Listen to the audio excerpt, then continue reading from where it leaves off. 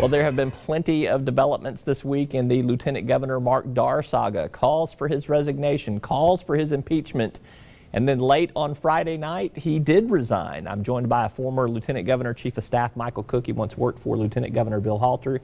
He now blogs for us at talkbusiness.net, Cook's Outlook. Welcome back to the program, and thank you for being here this week on Talk Business. Thank you for having me. A little bit to talk about. Yeah. Just some late end of the week drama there. Yes. Mark Darr finally does step forward. Says he is going to resign effective February 1st, 2014. Right. First of all, let's talk about what he said in his resignation letter. Took a shot at the governor, a veiled shot at the governor. Yeah, took a shot at the governor. Basically, he stumbled off the stage without much graciousness. He took a shot at the governor and some other folks. Didn't really accept too much responsibility to say he made mistakes and didn't have malicious intent.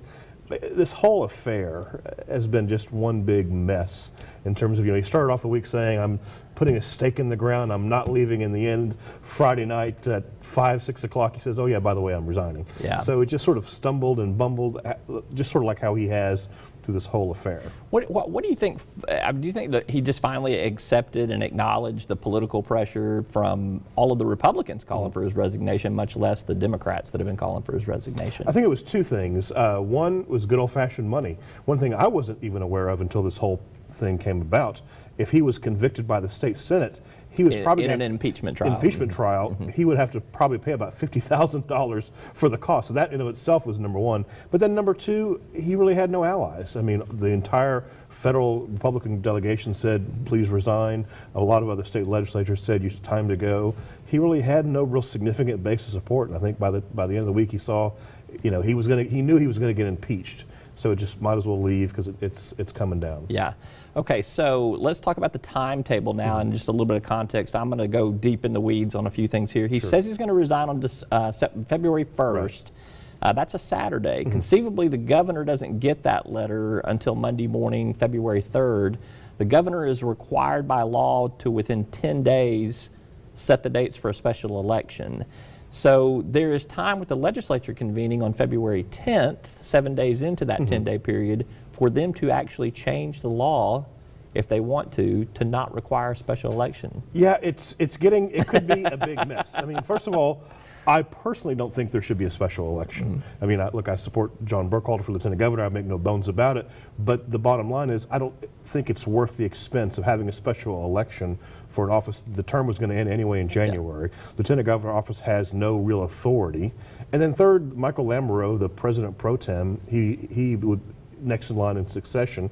Heaven forbid something happens to Governor Beebe, he'd be fine for the next remainder of the term. He's a competent, well-regarded, well-respected legislator. So I don't think we need to spend the money. Yeah. So, and if that is truly what the legislative intent may be in terms of walking through that scenario that I outlined there, then they do escape having to have that special election. Do you think there's any potential political fallout for that? Do you think the people across the state of Arkansas say, no, we should have a lieutenant governor, somebody that should be governor by election if something should happen? I don't think so. I mean, we had the sad tragedy in 2006 when then Lieutenant Governor Win Rockefeller passed away in July.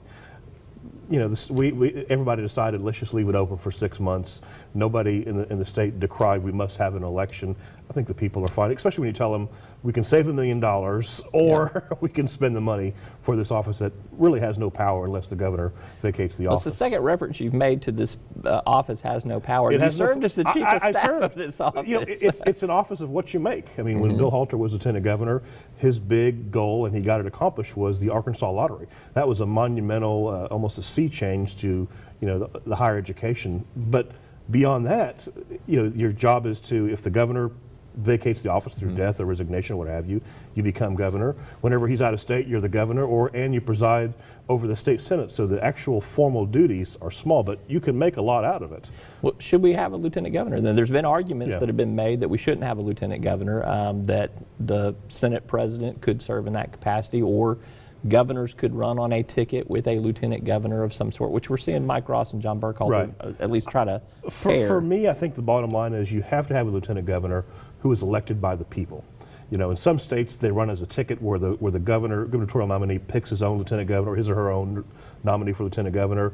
And we have places like Arkansas where they run separate. I don't like the idea of a president pro tem automatically becoming governor for a full term, because that person is only elected by 15, 75,000 people or something like. What's the? Well, no, not even that. I mean, as a president pro term, you're elected by your colleagues in the Senate. So basically, 17, 16 people can determine who the next governor is. I don't think that's very democratic. So I still like the idea of having a lieutenant governor elected by the people. So does Mark Darr, with this resignation and leaving office, does he still become a weapon that Democrats can use against Republicans? Oh, or most definitely. how does it play out now in terms of the political ramifications of well, this? I think number one, this whole affair pretty much guarantees John Burkhalter is our next lieutenant governor. Now, how's that? For two reasons. First of all, Burkhalter has never been elected to office. He's a businessman. Whoever his opponent is, whether it's Charlie Collins or Andy Mayberry, both are elected officials. So Burkhalter gets to paint these guys, we need to elect a businessman to this office. We need to get rid of these politicians and bring integrity back to the office. So he's got that mantle that he can wear, and the other two guys are, well, I worked in the state legislature, I'm part of the political process, number one. Number two, it's kind of like the same problem that Democrats are having in the treasurer's race, in that maybe voters says, well, we had a Democrat this time, maybe we give it to a Republican next time. Could be the same thing, lieutenant governor. Well, we gave it to a Republican, he mucked it all up, so let's give the Democrat a try. Do you think it might not be, though, that you've got the voting electorate who thinks to themselves, they don't really distinguish between the Democrat and the Republican. They're just, if they're elected, they're bad, or we have a bad feeling about them, and maybe just a whole throw the bums out mentality, or I mean, could that be at work or at play too? It could be, but Democrats will be, in terms of the lieutenant governor's race, will be making a point of let's restore integrity and honor to the race for lieutenant governor. And there's also potential, and I say potential, that it could wash over slightly, at least into the governor's race, in that, well, if I'm going to vote for the Democrat for lieutenant governor, I might as well vote for the same as governor. I do think the biggest impact will be in the lieutenant governor's race, maybe a slight potential for governor. Yeah, well, that kind of bucks your previous philosophical position on the fact that Arkansas voters are very independent. We're independent, but you never know. In terms of what we want to do, we are a quirky electorate in terms of what we do all from one election, even sometimes in the same election. I mean, this is the state in 2012, we voted heavily against Barack Obama, but then came within a few thousand votes of legalizing medical marijuana. So I mean, that's a classic example of two completely different positions, well, seemingly. We started off getting a little bit into the weeds, and we're ending on the weeds. How about that? So, sounds good. All right, he's Michael Cook. You can read his blog, Cook's Outlook, on our website at talkbusiness.net. As always, appreciate you coming in, and we'll expect more out of you. Definitely, thank you. All right, catch him at talkbusiness.net.